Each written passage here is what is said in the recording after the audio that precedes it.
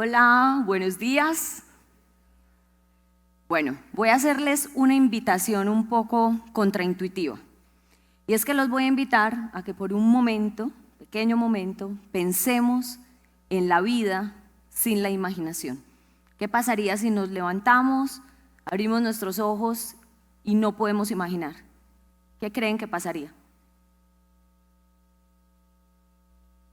Nos morimos. ¿Qué más? ¿Qué piensan? Estaríamos aburridos.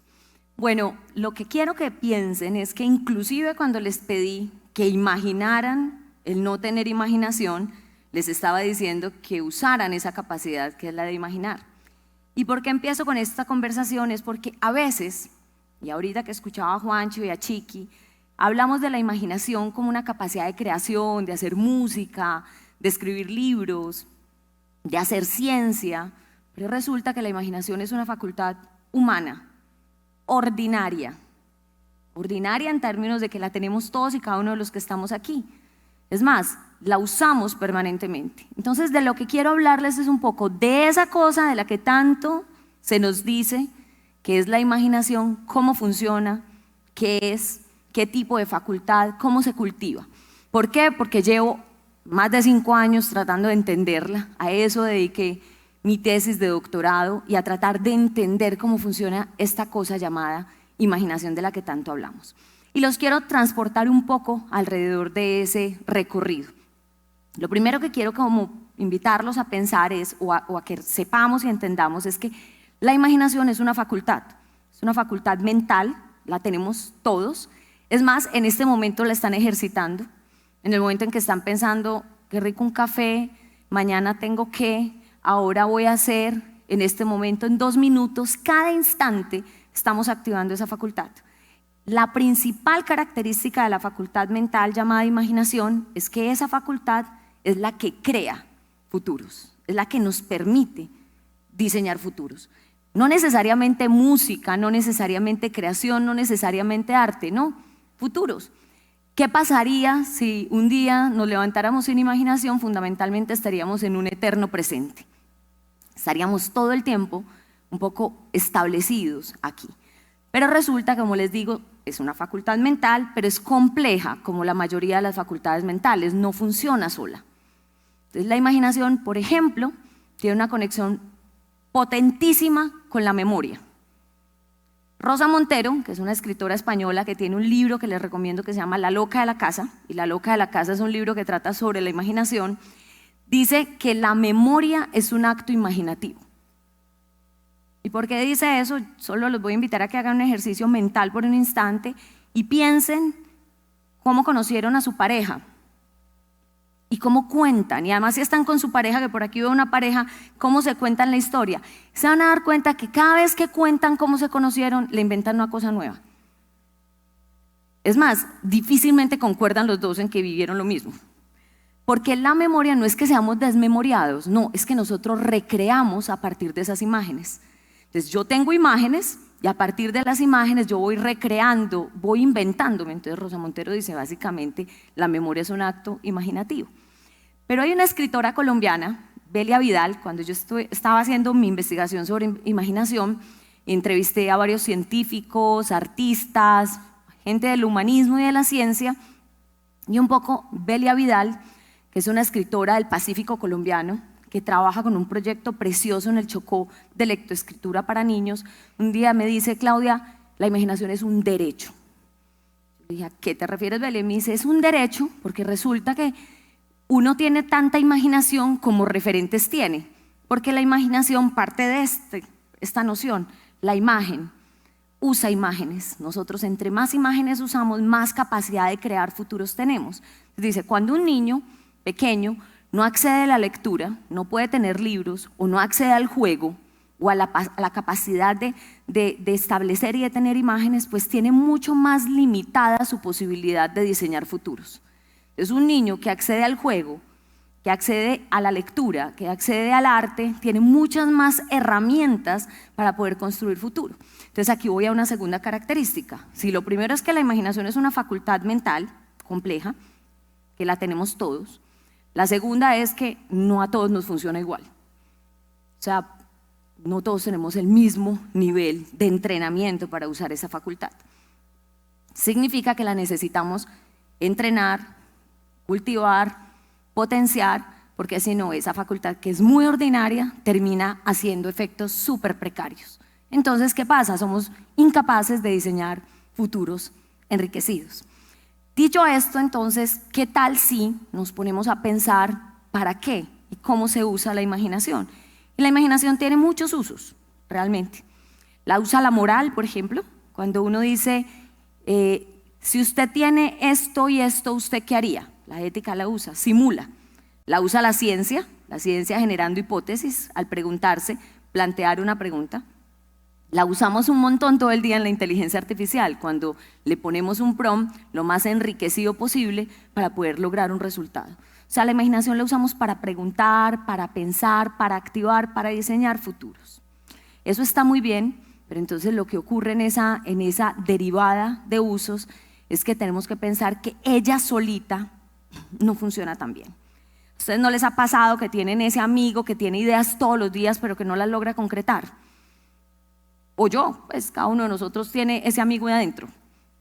Y lo que pasa es que cuando imaginamos, lo que pasa es que podemos fantasear a tal nivel que no somos capaces de concretar. Entonces, la teoría de la imaginación lo que dice es que para que ella funcione, hay que restringirla.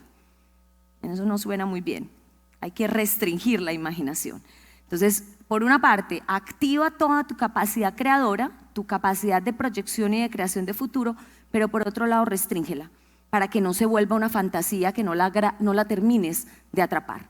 Cuando haces esa restricción, usamos 3 mecanismos. Ojo pues para que los aprendan a usar, porque parte de esta idea es que activemos nuestra capacidad de imaginar, pero además sepamos usarla de manera productiva. Una manera de restringirla, un poco de eso les habló ahorita Guille, cuando habla del sentido común, pero yo les voy a decir, es el juicio, es el pensamiento crítico. O sea, yo me puedo imaginar un montón de ideas, pero mi pensamiento crítico, mi juicio es el que va a decir, esta tal vez no, esta afecta a más gente, esta tal vez sí. O sea, hace una restricción y me va aterrizando. Primer mecanismo. Segundo mecanismo, las emociones, esa cosa que a la gente no le gusta tanto. Resulta que las emociones son un activador o un limitador de la imaginación. Pensemos en una emoción un poco más compleja, el asombro, el wow. Es muy difícil que uno active su imaginación si algo no le llama la atención, si algo no le provoca, si uno no tiene un wow frente a algo, si no tiene asombro, si cuando me levanto por la mañana soy incapaz de asombrarme por el sonido de un pájaro o soy incapaz de que cada cosa me sorprenda. Eso limita, porque la imaginación necesita el asombro. Pero les voy a hablar de una emoción que a casi ninguno nos gusta, pero esa sí que es imaginativa, la ansiedad. La ansiedad es una emoción preciosa, nos es muy útil porque nos hace sobrevivir en muchos ámbitos, pero se activa profundamente porque el miedo lo que hace es que ante la posibilidad del futuro, porque el miedo es una emoción súper futuriza, siempre está sentada en el futuro, la imaginación empieza a crear mundos. Entonces la imaginación empieza a activarse.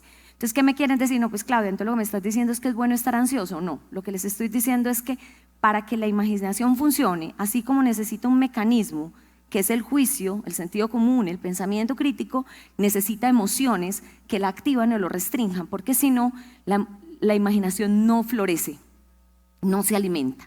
Y hay un tercer mecanismo que casi todos olvidamos, que es un mecanismo un poco complejo, que se llama la comprensión. ¿Y qué quiere decir la comprensión? La comprensión, yo no sé si alguno de ustedes, estoy segura que sí, han tenido una tusa. Y a uno le cuesta un montón comprender que está entusado y que no va a volver con la persona con la que está. Le cuesta un montón. A veces el cuerpo no entiende, a veces no entiende el corazón y a veces no entiende la mente. Y a veces no entiende ninguno de los 3. Y de pronto un día uno se levanta y dice, ya, comprendí. Se baña, se viste y se va a vivir la vida que sigue. La comprensión es un acto que pasa por el cuerpo, por la mente y por el corazón. Entonces la imaginación es una facultad mental que necesita del pensamiento crítico, necesita de la emoción y necesita de la comprensión para poder activarse. ¿Para qué necesitamos activar la imaginación? Pues para poder seguir viviendo, para tener futuro, para crear nuevos escenarios y nuevas posibilidades. ¿Cómo podemos cultivar esos tres mecanismos y esto. Hay cosas muy sencillas, casi todo lo podemos tener claro y es activar creatividad, leer, escuchar música, crear música, imaginar ese ejercicio de las manos alrededor del arte y esa posibilidad de la creación. Y esa en general, si uno va donde alguien y le dice, mire, yo estoy como bajita de imaginación, ¿cómo qué hago? ¿Usted qué me recomienda? Pues seguramente le van a recomendar un montón de activaciones sensoriales que pasen por el cuerpo, por la mente y por el corazón para activar la imaginación, pero yo les voy a hablar de una que casi nadie le dice y es el aburrimiento. El aburrimiento es súper útil para la imaginación. El vacío. Carecemos de la posibilidad de aburrirnos, porque hoy ante el más mínimo aburrimiento cogemos el celular, cogemos el iPad, hacemos algo, ponemos música, entonces dejamos los vacíos. Los más viejitos, ¿quiénes son generación X aquí? Bueno, me salieron pues todos muy jovencitos. Resulta que la mayoría cuando no teníamos iPad y los papás salían a rumbear, pues iban con uno y lo sentaban a uno en una sillita y básicamente no había ni celular ni nada y simplemente pues defiéndase usted como pueda. Y uno tenía dos opciones, o se hacía amiguito de alguien o simplemente se ponía a inventar juegos, a inventar cosas, a imaginar. Entonces uno de los grandes enemigos hoy de la imaginación es que no somos capaces de estar en el vacío.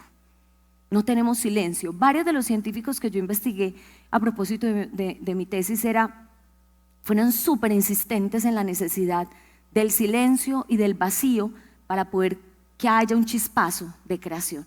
Entonces, mañana, que esto ya lo sepan, cuando se vayan a ir a pensar cómo me hago más imaginativo, piensen en actividades que les generen y les estimulen, pero adicionalmente en cosas que los hagan quedarse quietos para poder jalar esto. ¿Y por qué traigo esto sobre la mesa? Porque voy a hablarles de dos tipos de imaginación que quiero que entrenen conmigo. Hay muchas imaginaciones, pero hay dos que particularmente a mí me son muy útiles en el mundo de la educación, porque la educación siempre está pensando en función de cómo construir futuros, cómo preparar a la gente para la creación de futuro. Y hay dos tipos de imaginación que son muy útiles al acto educativo. La primera, voy a pedir que la entrenen conmigo. Imagínense a un joven entre 14 y 18 años que vive en la Sierra de la Macarena, en el departamento del Meta.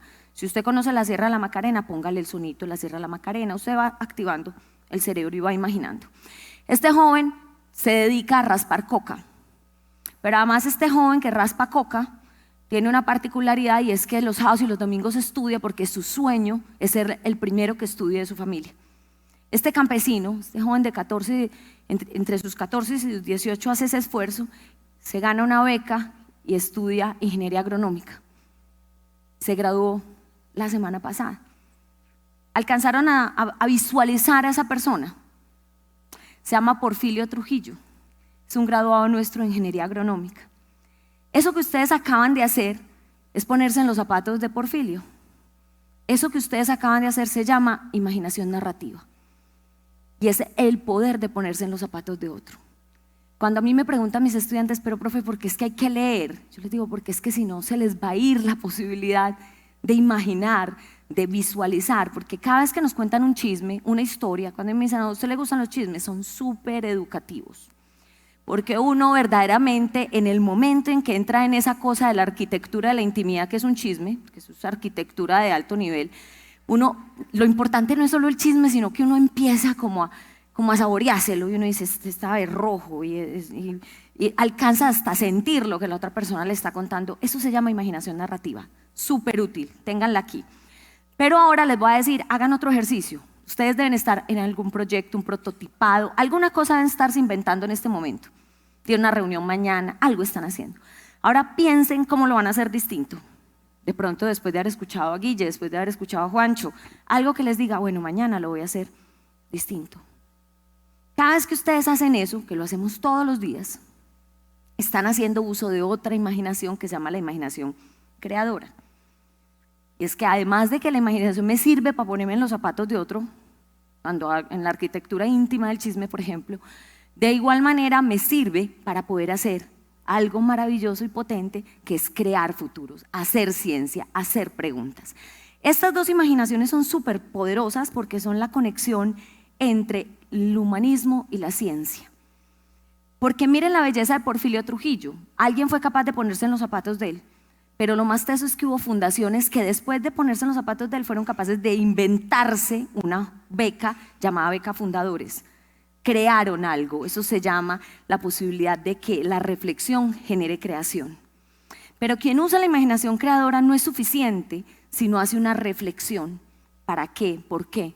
La inteligencia artificial, ¿hasta dónde? ¿Cuándo? ¿Cómo la podemos usar? Entonces, esas dos cosas se conectan poderosamente y nos permiten hacer de la sociedad no solo crear futuro, sino que ese futuro sea más humano. Entonces, hoy, que ustedes ya saben que tienen imaginación, que eso no es exclusivo de los artistas, que cada uno de nosotros tiene esa facultad, que esa facultad se agota, o sea, si no la alimentamos, nos hace construir futuros precarios, los propios y los de los demás y los de la sociedad, que tenemos diferentes mecanismos para, digamos, hacerla más productiva. Cuando ya ustedes saben esas claves, tal vez la invitación que les quiero hacer es esta y última, y es ¿para qué es esto tan importante hoy? Ahorita Juancho y Chiqui nos hablaban tanto de la inteligencia artificial, y yo quiero cerrar diciéndoles qué tal si convocamos la inteligencia artesanal, que es la de nosotros, la capacidad que tenemos de crear artefactos, de crear mundos, de crear preguntas. Y para eso, esa facultad que hoy tenemos tan descuidada, porque creemos que es exclusiva de elementos demasiado allá, es la capacidad más profunda que tenemos que cultivar hoy. Mi mayor dificultad hoy con los estudiantes no es que usen inteligencia artificial, es la precariedad de las preguntas con las que le preguntan a la inteligencia artificial. Es la incapacidad de generar contextos suficientemente enriquecidos para que esa pregunta derive en algo que produzca muchísimo más. Entonces, el clamor de esto, en un TED como el de hoy, donde se nos ha invitado a repensar el futuro, es que nos hagamos cargo de esa maravillosa capacidad humana, ordinaria, que nos permite disfrutar del chisme, pero que además nos facilita crear futuros, que se llama imaginar. Y la tarea que les quiero dejar, porque yo no me puedo ir de acá, yo soy profesora, rectora y rector, que se respete deja una tarea, o sea, si no me quedaría como que me quedó la mitad de la tarea, del ejercicio hecho, es dejarles una tarea, y es hoy, cuando se vayan, traten de pensar y testear cómo están de imaginación. ¿Qué tan enriquecida está su imaginación? Y de pronto usted dice, no, yo en imaginación narrativa, 10 de 10. Yo soy incapaz de ponerme en el lugar del otro de manera maravillosa, pero tal vez en imaginación creadora estoy un poquito más pegadito. Y traten de combinar esas dos cosas para lograr que la imaginación retorne, hoy más que nunca, retorne a una sociedad que necesita pensarse un futuro mucho más humano, pero sobre todo para que cada uno de ustedes sea capaz de decir con toda tranquilidad que la imaginación es una fuerza y un superpoder que más allá de ordinario puede enriquecer maravillosamente nuestras vidas. Así que muchísimas gracias y espero que de aquí en adelante tengan mucho más poder para imaginar.